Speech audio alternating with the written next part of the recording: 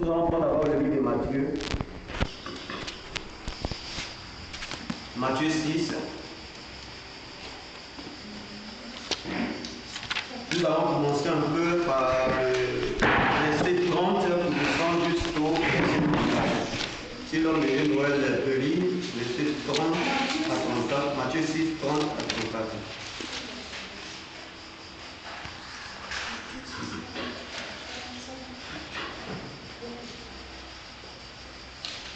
Matthieu 6, 30 à 34. Matthieu 6, 30 Alors, à 34. Il dit, si Dieu révèle ainsi l'herbe des champs qui existe aujourd'hui et qui demain sera jetée au four, ne vous vêtira-t-il pas à plus forte raison, gens de peu de foi? Ne vous inquiétez donc point et ne dites pas, que mangerons-nous, que boirons-nous, de quoi serons-nous vêtus? Car toutes ces choses, ce sont les païens qui les recherchent. Votre Père Céleste sait que vous en avez besoin. Cherchez premièrement le royaume et la justice de Dieu, et toutes ces choses vous seront données par-dessus. Ne vous inquiétez donc pas du lendemain, car le lendemain aura soin de lui-même. À chaque jour suffit sa portée. Amen. Amen.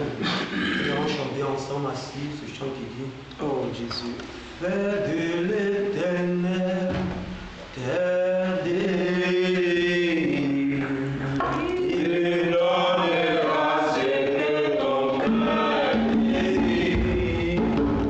Et comment ton sort à l'Éternel, mets ta confiance en lui. Fais de l'Éternel terre déliée. Il donnera ce que ton cœur désire. Et comment ton sort à l'Éternel, mets ta confiance en lui. Il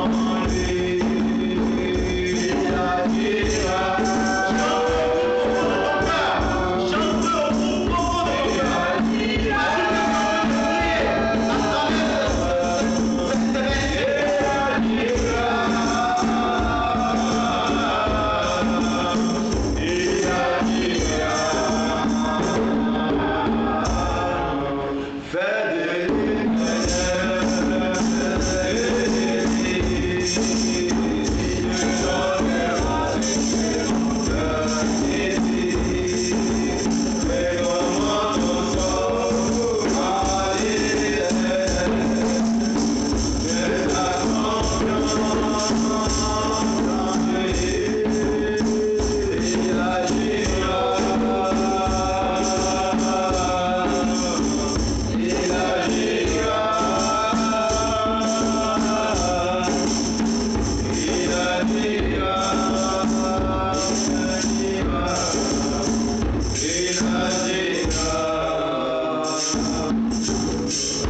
Alléluia.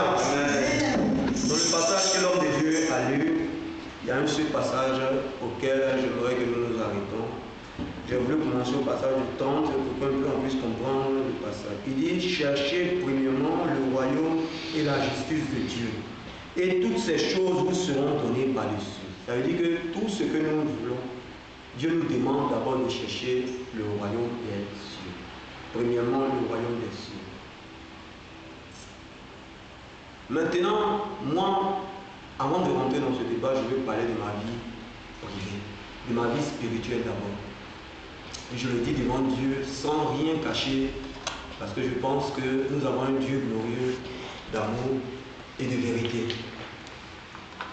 J'étais un grand délinquant, un grand voleur, un grand menteur, un adultère. Et quand j'ai connu Dieu, Dieu m'a vraiment transformé.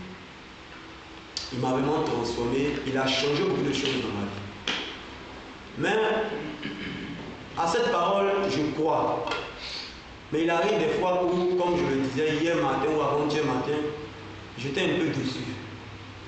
Pourquoi j'étais déçu? J'aimerais que vous m'écoutez bien, je le dis, parce que c'est des choses que chacun de nous souvent peut vivre. Pas forcément au niveau financier, ça peut être sur tous les plans de la vie, de nos vies. Donc il faut que chacun écoute et on va intercéder beaucoup pour cela parce que c'est l'un des motifs surtout qui décourage beaucoup les chrétiens. Et je savais que celui qui donne sa vie à Dieu, Dieu vraiment le transforme sur tous les plans. Il n'y a pas d'exception, sur tous les plans. Dieu te bénit. Mais il est arrivé un temps où je me posais la question, mais qu'est-ce qui se passe? Pourquoi Dieu m'a dit des choses? Il m'a même confirmé des choses dans ma prière. Et c'est à travers ces confirmations-là même que j'ai fait des choses et ça s'est réalisé vraiment. Mais je vois que je suis dans certaines difficultés et lui-même m'a promis cela, mais je suis obligé de demander une aide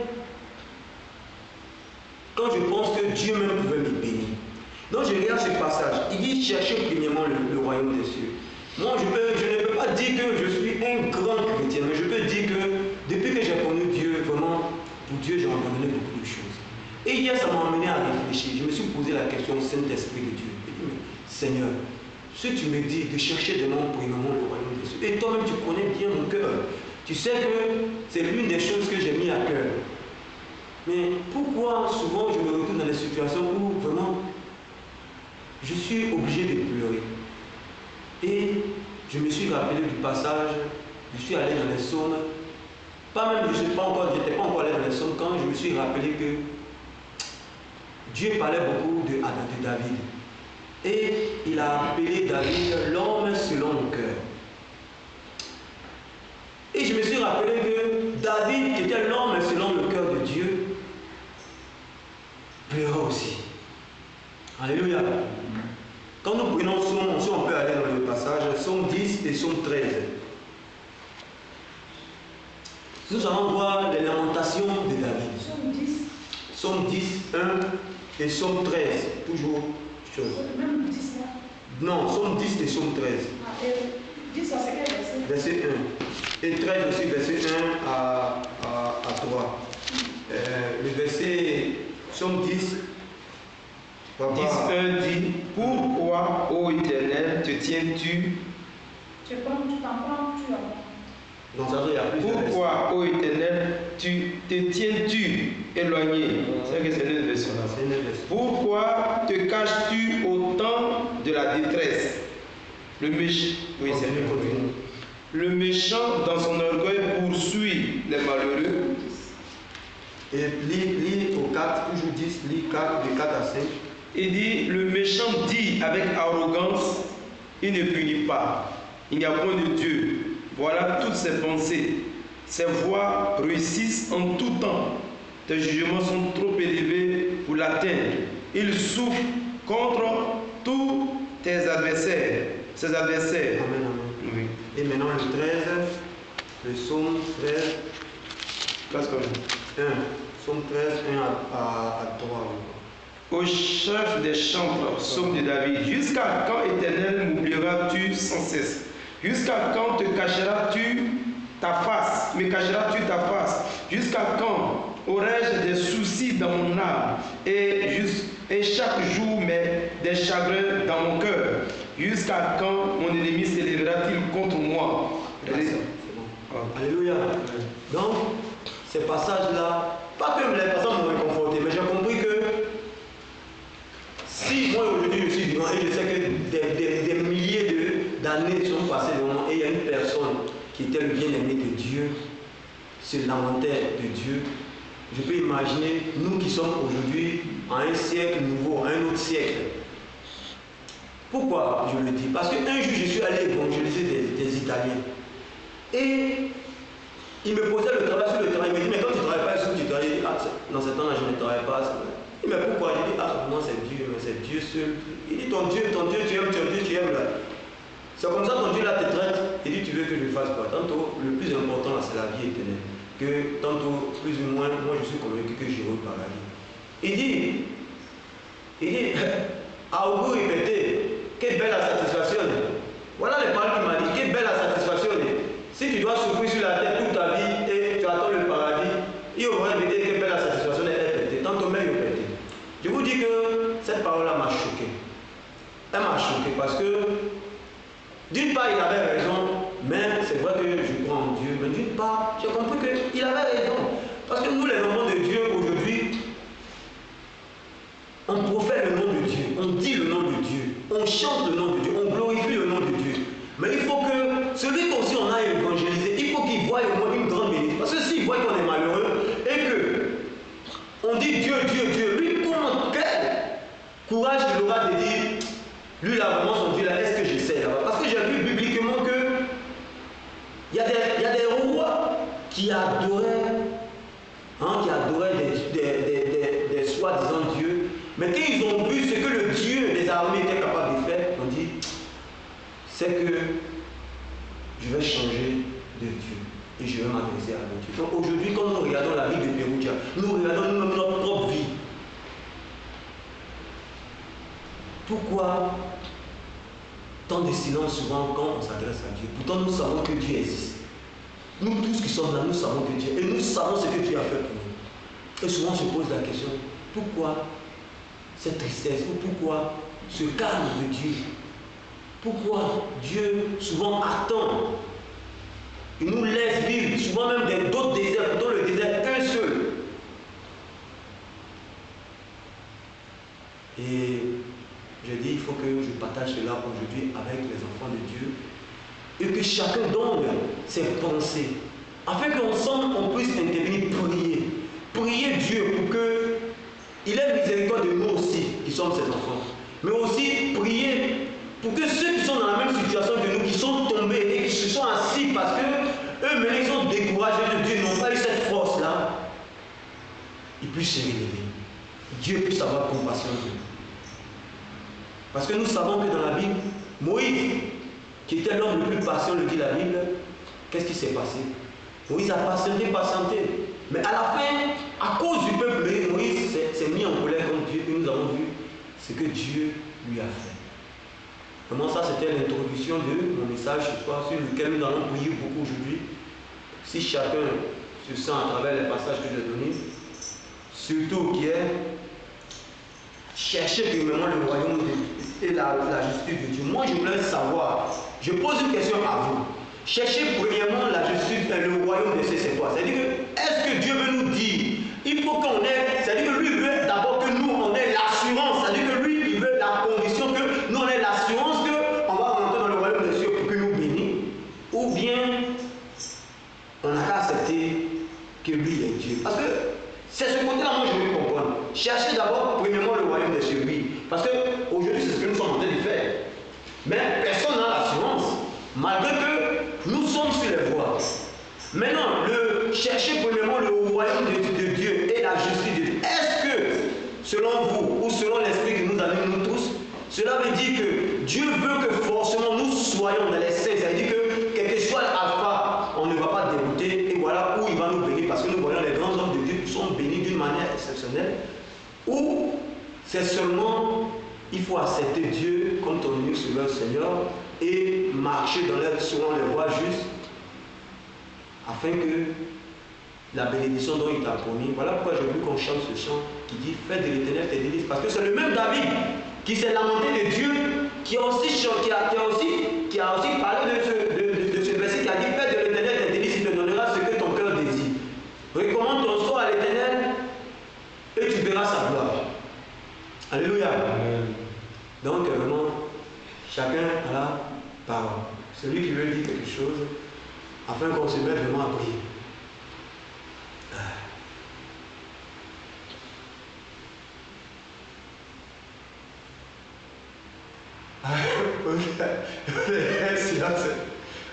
Amen. Amen. Amen. Merci d'avoir le Seigneur. Merci, frère. C'est un sujet qui me va droit au cœur, puisque ça concerne, je peux dire, la vie de tout le monde. C'est un sujet beaucoup complexe qu'il faut bien analyser, et c'est laissé aussi dirigé par l'Esprit de Dieu. Parce que tu as parlé un peu de David, et tu as parlé aussi de ce que Jésus a dit. Concernant David, il est sorti victorieux de tous ses combats. Voilà pourquoi il a pu écrire ses psaumes. Voilà pourquoi il a pu dire que lui n'a jamais vu quelqu'un de juste que mendier son pain. C'est-à-dire, quand tu es juste devant Dieu, tu vas connaître des attaques, des bas, mais tu sors toujours victorieux. La finalité est toujours glorieuse pour les enfants de Dieu. Et ce que Jésus dit ici, Jésus dit que il ne faut pas t'inquiéter. Il ne faut pas t'inquiéter, il faut chercher premièrement le royaume des cieux et tu seras béni. Et le premier que tu as donné, sinon le sujet que tu as posé, c'est que pourquoi les enfants de Dieu, par moments, traversent des moments si difficiles et on a l'impression que Dieu est silencieux, Dieu ne dit rien, Dieu ne voit pas ou bien bon, ça ne lui dit rien. C'est un sujet vraiment très intéressant. C'est des choses auxquelles Dieu m'a beaucoup parlé ici, dans cette fois-ci. Et je pense que la faute n'est pas à Dieu. La faute n'est pas à Dieu, la faute est à celui qui souffre, à celui qui passe des moments difficiles. Dieu, personne n'a son crédit sur Dieu. Dieu paye tout le crédit. Personne ne peut accuser Dieu de l'avoir abandonné ou de l'avoir oublié. Quand il y a une situation pareille qui se présente dans ta vie, va dormir encore, il faut réfléchir. C'est-à-dire si tu venais vers Dieu et puis tu envoies le notable, tu dis non, je vais parler à ce monsieur, voilà ce qu'il m'a fait. Dieu va vous dire bon, allez dormir, on va se retrouver demain encore. Toi-même, quand tu vas aller, il faut analyser encore ta vie. Et tu vas voir que, comme les parents le disent, la nuit porte conseil. Certainement, en réfléchissant, en analysant ta vie, tu vas voir là où tu as fauté. Là où tu as fauté. Dans Luc, le chapitre 5, le verset 4, le verset 4 seulement pour résumer le texte.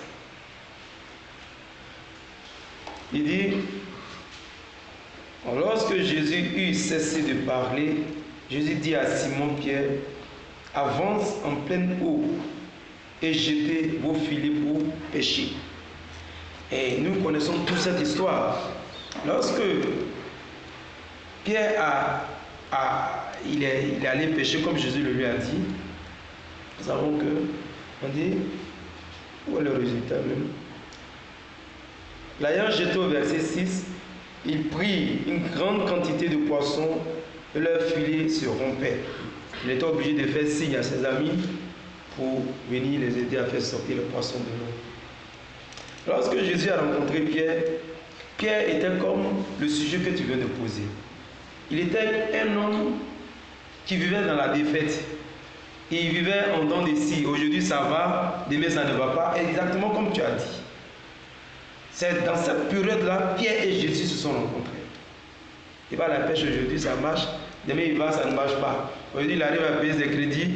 Demain, il va prendre le riz à crédit pour manger.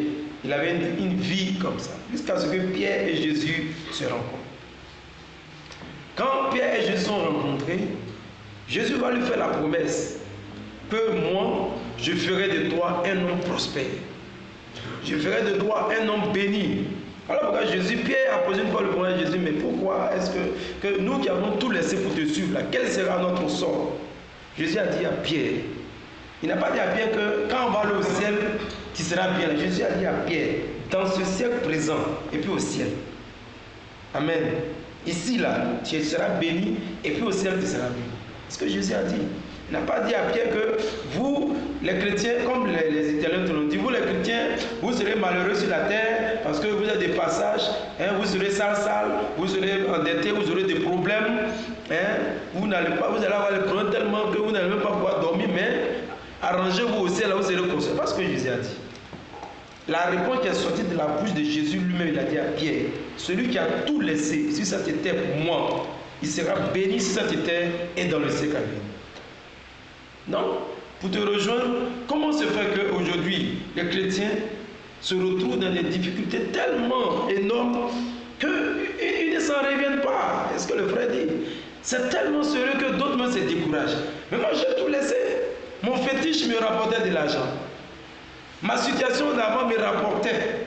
Je n'étais pas comme ça dans les soucis. Aujourd'hui que j'ai tout laissé, je suis dans les problèmes. Où est le Dieu que j'adore? Voilà le sujet, si j'ai bien compris, de notre frère.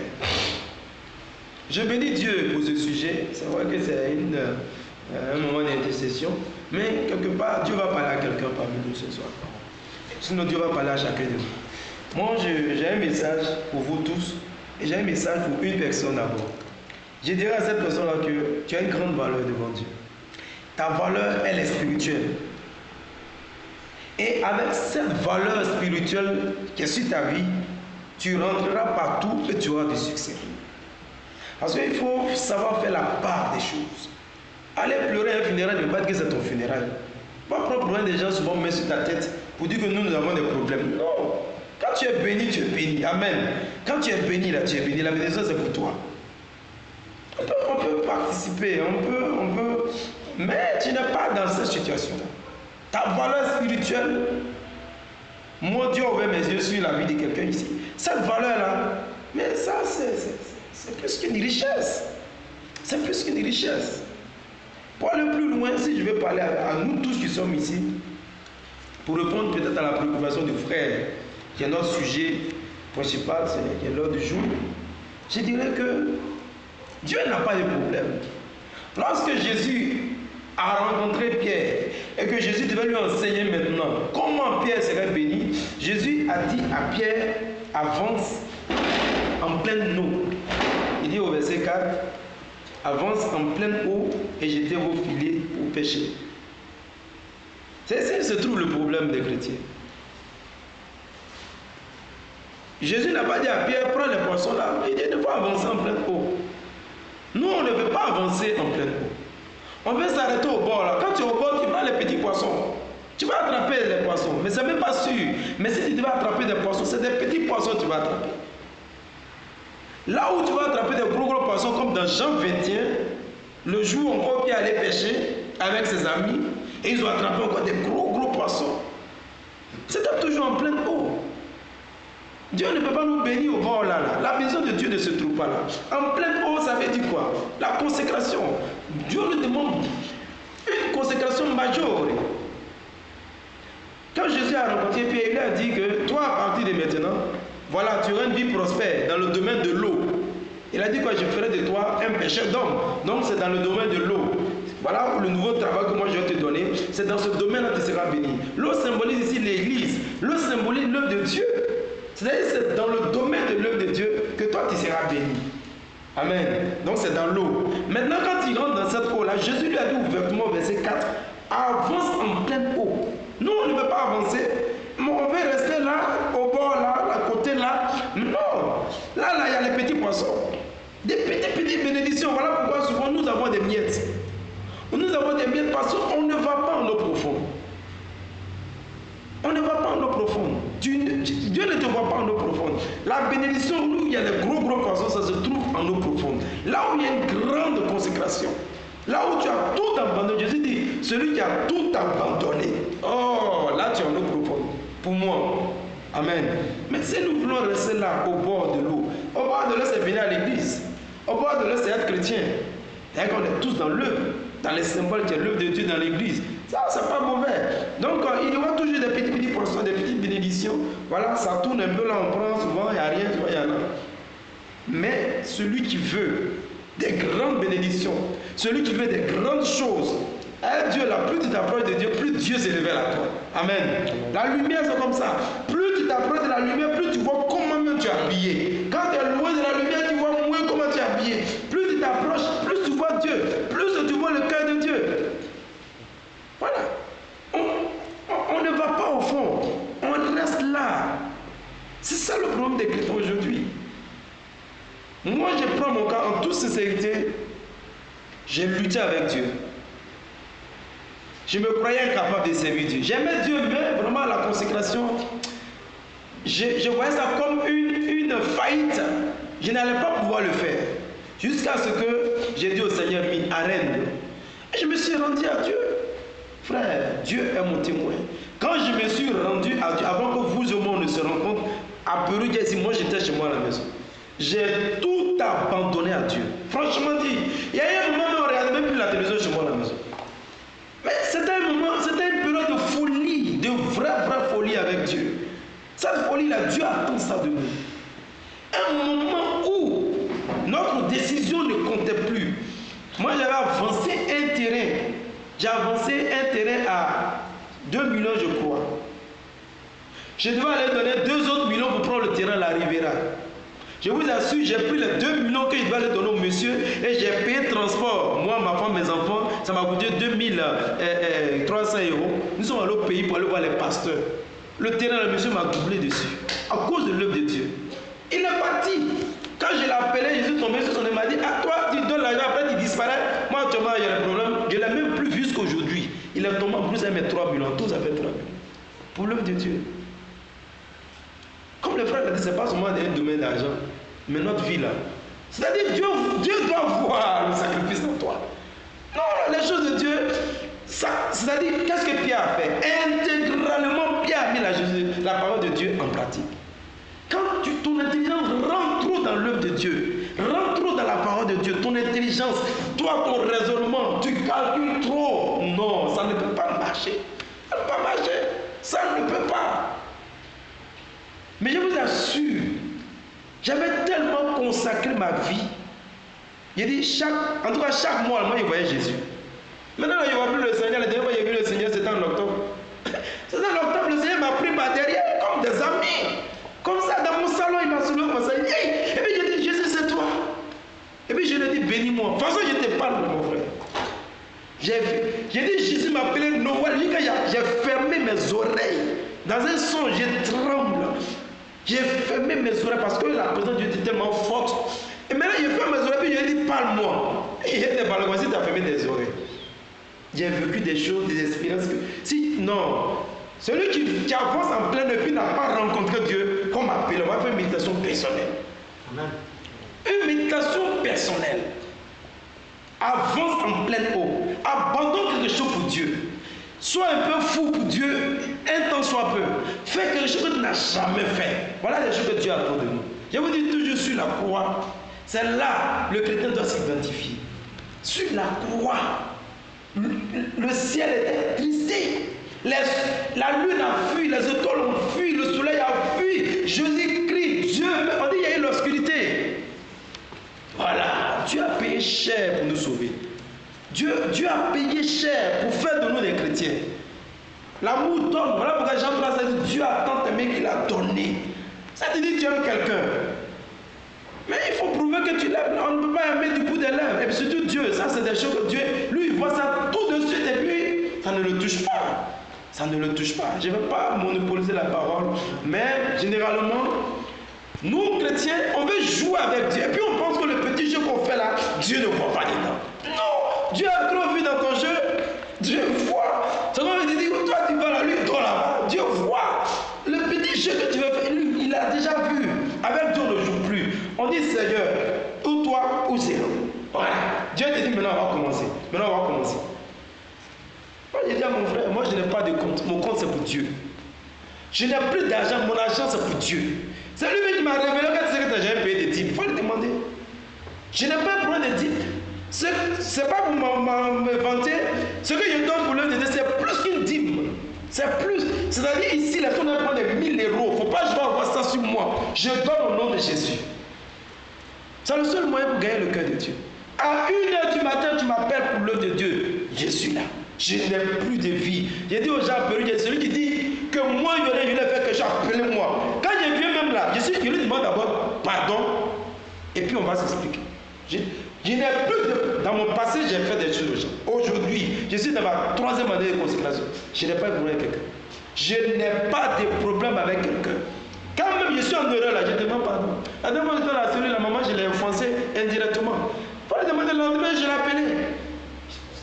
Je veux une vie parfaite. Je veux. C'est que j'aspire à ça de tout mon cœur. Il n'y a pas de raison que je ne sois pas béni. Je lui ai dit, mon frère, actuellement la bénédiction de Dieu trop sur ma vie. Là, je lui ai dit ça. Dieu, je ne sais pas, mais la bénédiction, ça sort de partout parce que Dieu sait que lui et puis moi, on a la même porte-monnaie. Notre porte-monnaie a la même chose. Moi, pour lui, c'est pour moi. Même le Seigneur n'a même plus besoin de me mettre à... Même aujourd'hui, si Dieu me met à l'épreuve, je vais répondre. Amen. Je vais répondre. Demandez à Brice, on était ici, on était 2. Moi et Brice et sa femme, moi et moi et ma femme. On était 4, disons. Plus mes 2 enfants. Ici, là, j'étais pendu ici, là. Ici, ça coûte 400 €. Lumière, l'eau, en tout, ça fait 500 €. Pendant un an, je payais ici.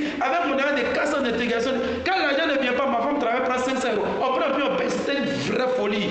C'était une vraie folie. Et il n'y avait personne ici. Brisme, il dit, et si ça ne marche pas alors? Et ça ne marche pas, on va aller à la maison. On va s'asseoir à la maison.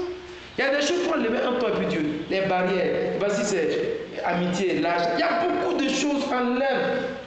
Enlève. Et il y a tous les disciples de Jésus. Ils ont suivi Jésus de manière spontanée. Et dit, suis-moi. Cette folie-là, Dieu, on est tout intelligent, c'est ça qui nous crée aujourd'hui.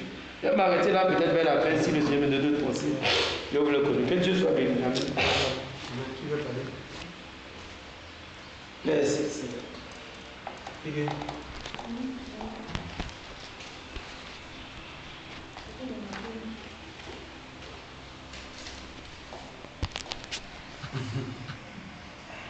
Ici, Dieu nous demande ici, cherchons premièrement le royaume et tout nous sera donné. Ce que je comprends bien, qu'est-ce que nous a dit nous-mêmes déjà?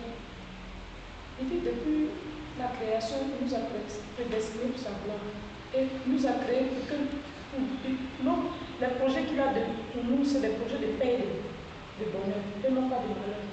Donc, il nous a déjà donné sur cette base-là. Et sur cette base, on doit marcher selon ce qu'il a dit.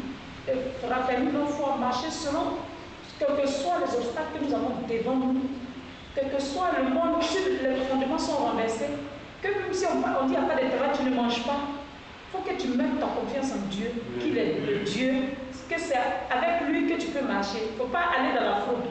Que la vérité, ce qu'il a dit, au moment où il a dit, comme tu as parlé de David, il était le livre de Dieu.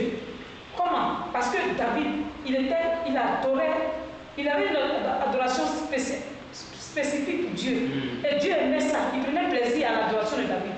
C'est comme ça que Dieu il a vu en David qu'il était celui-là qu'il a élu. Même Salomon n'a pas eu ce truc. Mais David, malgré tout ce qu'il avait fait, mais il savait comme Dieu. Il savait que Dieu aimait ça. Il mettait, comme il a dit, tout ce qu'il investissait sur Dieu, tout ce qu'il avait pour Dieu. Il était prêt pour. En tout cas, en tant que roi, toi aussi, on dit que tu es président de. Quand tu as quelque chose à dire, bizarre, tu as te brûler dans la tête ou dans cette pour dire que tu es en train de choses. Mais il a fait juste à ce que Mika, laquelle a vu, mais ça c'est quel roi, ça, c'est quelle manière d'adorer Dieu. Tu comprends? Donc, elle n'a pas compris, parce que ce n'est pas le même niveau de. Comment on dit ça? Spirituel. Vous n'avez pas le même niveau spirituel. Tu ne peux pas comprendre ce que l'on fait. Et ça peut te porter préjudice si tu as fait, la malédiction peut t'atteindre. Mais David, lui, savait ce qu'il faisait. Il savait, il était en sincérité avec Dieu. Et Dieu a vu la vérité.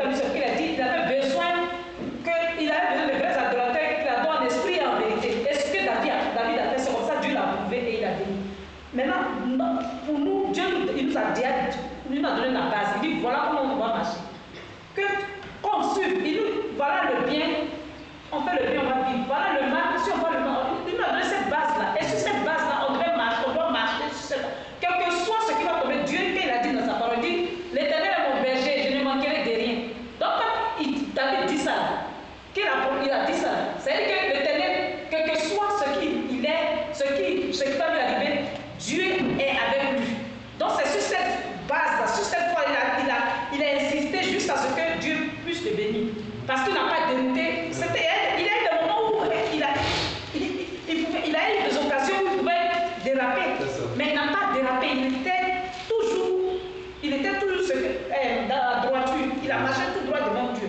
C'est comme ça que Dieu a agi en lui. Et comme il nous dit sinon, on n'a pas cherché le royaume de Dieu. Quel que soit ce qu'on va te donner comme chose, comment on appelle ça, comme si tu n'as rien à manger, tu ne travailles pas, comme moi, comme ça.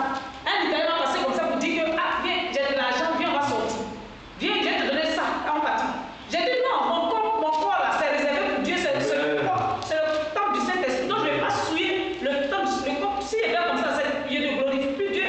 Donc à ce moment-là, ça veut dire que je ne suis plus dans le corps de Dieu. Et je ne cherche plus le royaume de Dieu. Je cherche moi-même mon œuvre, je cherche à me sacrifier, c'est plus Dieu que je cherche. Donc comment je vais avoir tout par-dessus tout? Donc c'est comme ça Dieu nous a demandé. Cherchons plutôt quel que soit ce qu'on va endurer, quel que soit ce qui sera devant nous. Dieu sera dit, le malheur atteint toujours le juste, mais Dieu l'en délivre toujours. Si tu es toujours dans ta justice, tu marches selon la justice de Dieu, quel que soit si les cieux vont ébranler, quel que soit ce qui va t'arriver, toi tu vas toujours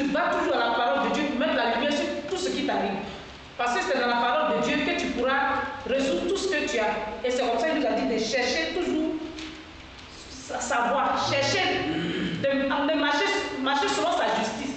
Comme ça, nous, en retour, on aura tout ce qu'on veut. C'est pas que il nous a dit, faut que tu saches que je suis Dieu. Ou bien il faut faire ça là, sinon il ne te donne pas ça. Mais il nous a mis tout devant. On est libre, on est libre de faire ce qu'on veut. Tu peux faire ce que tu veux, mais il t'a dit, il t'a donné la liberté. Et il t'a dit, voilà ce qui va t'arriver, voilà ce qui va t'arriver. Et selon ça, là, si tu marches, tu verras que Dieu, il est Dieu. Rien ne peut, ce qui est impossible à l'homme est possible à Dieu. Quel que soit le temps que ça va prendre. Il dit même, dans Azap, comment il s'appelle dans Azap, dans le Somme 117 ou bien Azap, il a dit, même un homme rempli, qui est rempli d'esprit, qui est un homme qui est rempli de choses, comment on appelle ça, d'esprit, qui est rempli d'options, il peut glisser parce que la prophétie là, ça peut durer. Mais en attendant là, si tu ne la vois pas, tu peux dire, ah, j'ai pas entendu, j'ai lâché. Donc, si tu es rempli de choses, comment on appelle, tu es rempli de, comment on dit? Tension, tu peux glisser. Tu peux lâcher la porte, tu dis, ah, moi je ne veux plus, je suis fatigué. Mais Dieu dit, quel que soit, même on n'a qu'à attendre. C'est que toi, le temps, ça va prendre, ça va glisser. Parce que lui, il ne sort pas quelque chose, il ne dit pas ce que ça vous dit, là, ça met la compris. Donc, on doit croire en toutes choses, en lui, et on doit marcher selon ses voies. Et chercher premièrement sa justice et le royaume des cieux. Pour que tout ce qu'on cherche, on recherche sur la terre, on puisse avoir. Donc, voilà. Quelqu'un veut dire quelque chose pour finir, pour conclure? Pour finir, pour ma part, je voudrais aussi dire qu'il ne faut pas confondre souvent les épreuves. Comme la soeur l'a dit, Dieu peut tarder dans sa bénédiction, quand il peut procéder autrement, il peut permettre aussi que tu sois dans une épreuve, toi, son élu. Voilà, Dieu peut permettre les épreuves. Et il le permet même très souvent dans la vie de ses enfants. Mais ça n'a rien à voir avec ce qu'il va faire dans ta vie. L'épreuve, comme elle a dit, ça peut prendre un petit temps, juste comme je l'ai dit une fois aussi, juste parce que Dieu veut tester peut-être ta foi. Il veut t'enseigner quelque chose de plus. Ça s'arrête là. Mais ça n'annule pas la couverture spirituelle de Dieu, la bénédiction de Dieu qui est sur ta vie. Non. L'épreuve n'a rien à voir avec l'échec. Non. Il ne faut pas confondre. Si toi-même tu sais que devant Dieu je suis correct et puis tu passes une situation anormale, certainement c'est une épreuve. Voilà, certainement c'est une épreuve. Et c'était le problème de Job. Il a analysé sa vie, il a réanalysé sa vie. Il a analysé, mais lui-même il ne comprenait pas. Mais à la fin, Dieu lui a répondu. Pourquoi? Parce qu'il est resté toujours ferme dans sa justice, dans son intégrité. Donc, quelque part aussi, je veux encourager tous ceux qui passent des moments difficiles. Tu peux te revoir. Si c'est une épreuve, sache que la solution, là, ça va venir. Pas là où tu regardes, ça va venir de quelque part d'autre. Voilà, Dieu bénit tantôt d'une autre manière. Comme il parle à ce moment, Dieu bénit. Dieu peut te bénir à travers quelque chose que tu n'as jamais imaginé. Est-il que la situation sera résolue? Mais si je peux résumer mon message, je parlais à deux groupes de personnes. Ceux qui n'avancent pas en plein eau et ceux qui souvent sont dans des difficultés parce que c'est une épreuve. Donc, ou c'est une épreuve, ou bien c'est parce que vraiment tu n'avances pas en pleine eau. Que Dieu vous fortifie. Celui qui passe des moments difficiles, que Dieu le fortifie. Celui qui vraiment est dans une situation de confusion, sache que Dieu, il est clair. Il y a quelque chose que Dieu veut t'enseigner, ou bien il y a un message que là, tu n'as pas encore compris. Amen. Mais il ne faut pas mal interpréter la situation. Il faut demeurer toujours ferme. Tout ce que je sais, Dieu bénit ses enfants. Vraiment, Dieu bénit ses enfants. Et la bénédiction se trouve toujours au bout de l'effort, au bout du sacrifice. C'est comme les trophées. On court. Quand tu as vaincu, on te donne les trophées. On ne peut pas te donner comme ça au point de départ. C'est la situation que tu vis aujourd'hui, demain tu vas raconter. Ça sera même encore un encouragement pour les autres. Et ça, c'est ce qui fait la vie du chrétien. Une vie remplie d'histoire. Dieu est en train d'écrire ton histoire. Et il veut même que tu participes. Dans tous les cas, il faut demeurer ferme. Amen. On va se lever.